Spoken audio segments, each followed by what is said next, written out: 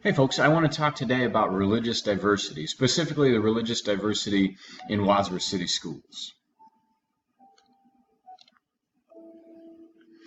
So, religious diversity obviously is a diversity of religions, different people believing different things about their spirituality. I thought it was interesting, this quote from Kilman in 2007, that today in our culture, religion has almost become on the same level of discomfort to talk about as teaching sex ed, which is really interesting and a little bit sad, I think, that we've kind of stigmatized it to the point that we can't talk about it or are uncomfortable talking about it in schools. Secondly, I think the second quote is very apt in pointing out that a lack of knowledge, a lack of understanding leads to other emotions that maybe lead to either conscious or unconscious biases against other groups. And so in studying religions and learning more about other religions, it leads people to accept them, respect them, and begin to break down barriers and build relationships with them. So today I want to talk specifically about the different religions in Wadsworth, but specifically the last one you see listed, the Restored Church of God. So in Wadsworth City Schools, we have Christianity represented, atheism, Mormonism, and the Restored Church of God. You may know some about the Restored Church of God, but I want to teach you more in hopes that gaining a better understanding will help you break down some barriers and be more willing to accept and engage with the people who attend this church in our school district. So the Restored Church of God, it was founded on select principles from the Old Testament. So that'd be the first portion of the Bible. They believe in an Old Covenant Sabbath. That means that Saturday is their Sabbath. They do not celebrate Easter and Christmas, and all other denominations are considered to be off base.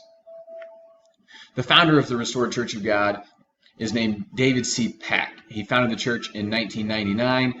He formerly was a disciple of Herbert Armstrong, but there was a split in the church, a disagreement over certain tenets, and so there was the split. Peck considers himself to be a modern-day Elijah, who is a character from the Bible, if you're familiar with that story. Some important beliefs of this church. Most of the beliefs are based on interpretations of Scripture from the Bible. So if you ask someone from the church, why do you believe that? They should be able to point out a Bible verse that they interpret to support their beliefs. So, for example, Revelation talks about the end of the world, and Peck teaches about an imminent end of the world involving a World War III and lots of terror and destruction. And like I said, that connects back to the book of Revelation, which talks about the end times. Moreover, Peck teaches in the religion that salvation is a process. In other words, that it can be gained, but it can also be lost. It requires acts of service and acts of faith. In conclusion, I hope that you've learned about this religion, because I want you to understand that learning about different religions is not going to undermine your faith. It's not going to change what you believe unless that's a choice that you make.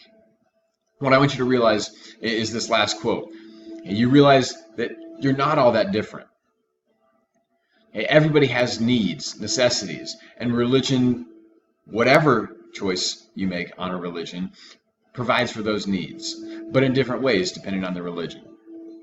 So my hope is that in learning about this religion, you can gain a higher level of tolerance and acceptance for your fellow peers.